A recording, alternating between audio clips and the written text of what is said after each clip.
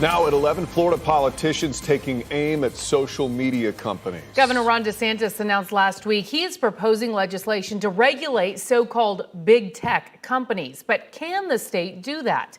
News 6 investigator Louis Bolden is looking into it.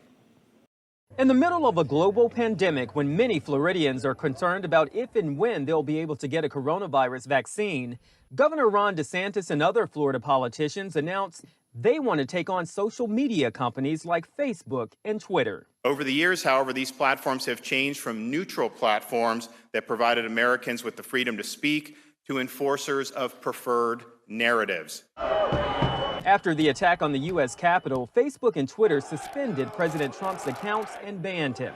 Florida Senate President Wilton Simpson says it is evident social media platforms are censoring conservatives. The big tech companies has a duty to allow differing views on their public platforms.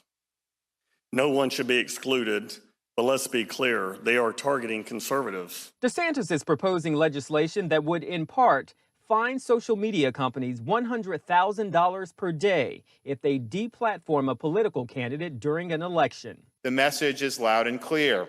When it comes to elections in Florida, big tech should stay out of it. States do have an ability to regulate all companies that do business within states. News 6 legal analyst Stephen Kramer. But it's limited when you're talking about internet companies because we have this rule, this Section 230. Section 230 is part of the 1996 Federal Telecommunications Act, which in some cases provides websites, including social media companies, immunity.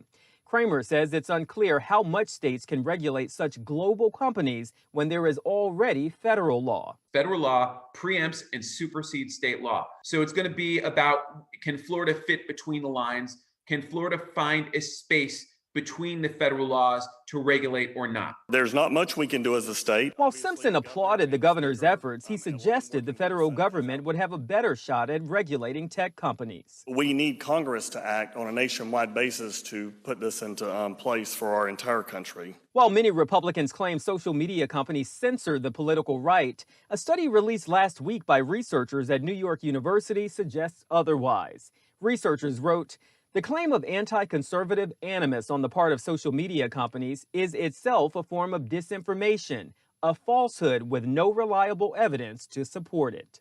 If Florida does eventually pass legislation regulating big tech companies, Kramer says the state should be prepared for legal challenges. In Orlando, getting results, I'm Louis Bolden, News 6.